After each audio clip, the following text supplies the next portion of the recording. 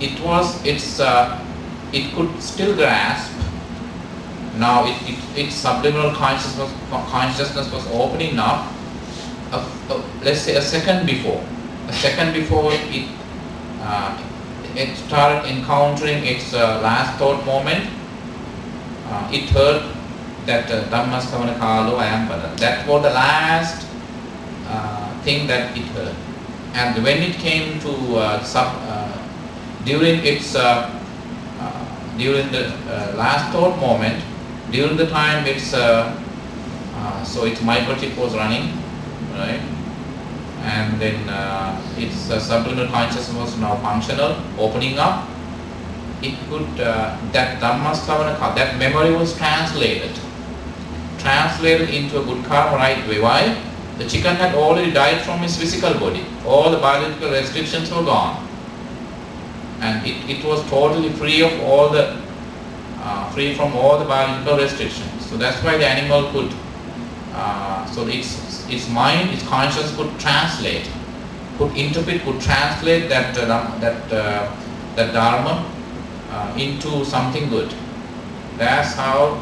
So that's why this is very psychological. That's why I remember when my grand teacher passed away, and we knew that he was going to breathe his last breath, and my teacher Bhante came forward and dropped by the room, and he dropped in the room, and he asked me to play Satipatthana.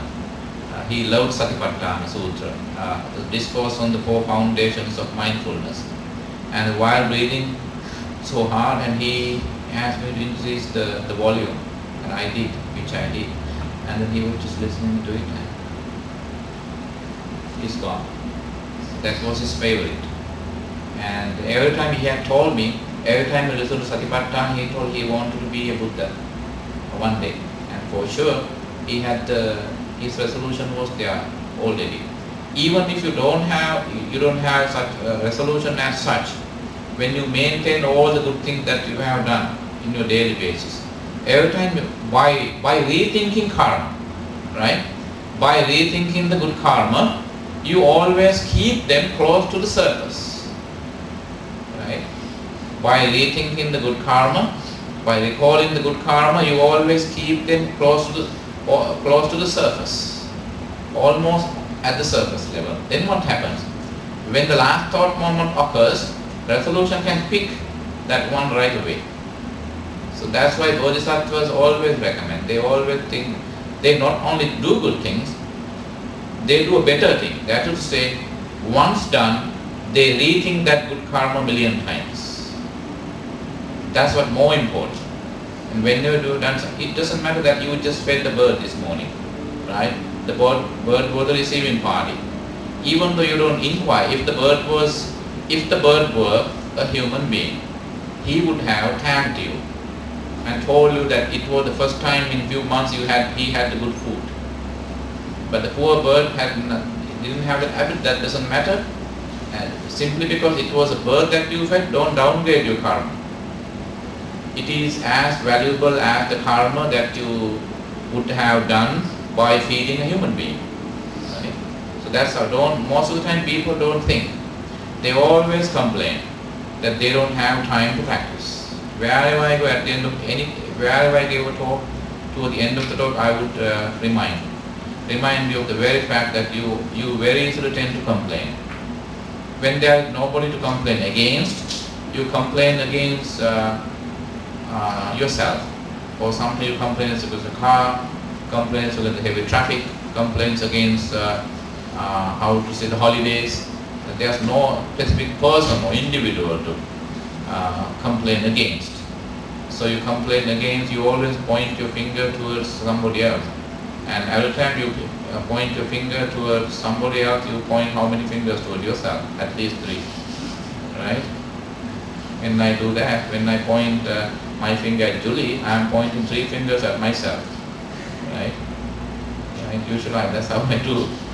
So meaning that's a very good thing. Always you look at every time you complain against somebody, just right away do this. Yes, I'm pointing 3 fingers at myself, and just 1 at somebody else. Right? But you can do that all the time, because good karma is not necessarily the karma the actions that you have materialized. Like just like the last time I mentioned, compassion is threefold. I told you: mental compassion, verbal compassion, and materialized compassion. In case you find it to implement your compassion or put your compassion in action, you could think compassion. You can think compassion. How to think compassion is probably, definitely there could be at least 3-4, few people in your life, present in your life, that people who have told you that they have some difficulties in their life, some problem. Could be your workmates, could be your colleagues, could be your family members, your siblings, your next door neighbors, whosoever it is. You could still think of one of them, and you know what, she told me that she has a problem. May she be well, happy and peace. So I want her to resolve all the problems as soon as possible, so that she must be one of the happiest people in the world. And you can just think, and that way, thereby you think. That's also that's very bodhisattva-ly. That's another English word in America now. And so it is like motherly, fatherly, brotherly, right? And it's very bodhisattva-ly to think that way, right? So and then and it's good karma then, right? And so that and you can stop complaining it's samsaric, that always I suffer a lot because it's samsaric, right? That's another word.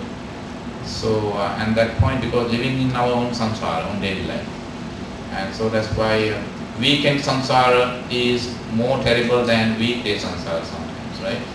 Because of the weekdays, and then weekend samsara is full of activities such as doing grocery and laundry, taking children to park, and then so taking them to a restaurant, or cooking your own food at home, or taking them to a place of worship, and so forth. Whereas you work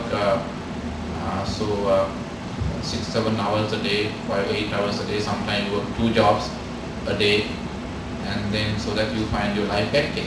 But still, at least you can make some time to practice some mental compassion, or to have some thoughts, to radiate some thoughts of goodwill towards others. First towards yourself and towards others.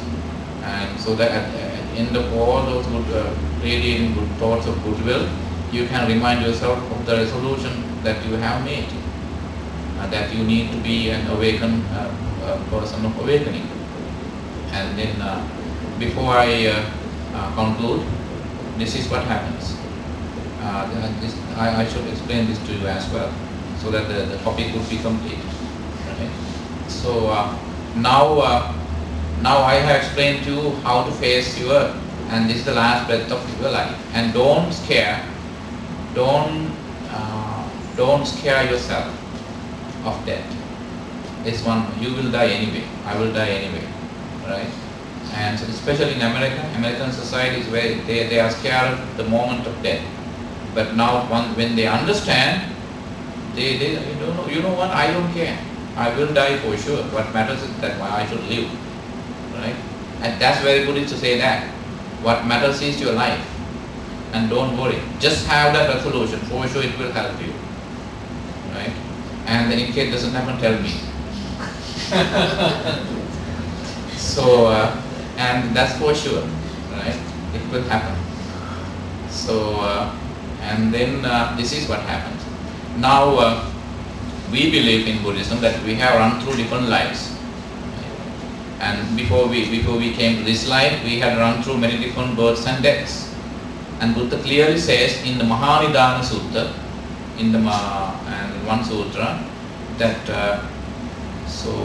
and then also in few sutras, there are 3 conditions. Now again, to tell you again, this is no science nowadays. This is just common sense, common science. But in 2,500 years ago, this was real science. Buddha said, Mataja utuni honti. The mother has had her menses, and she is ready to conceive, right? Mata pitara sannipatita honti. The mother so the male egg cell and female egg cell have been cross-fertilized, and then so that the embryo is born. Gandha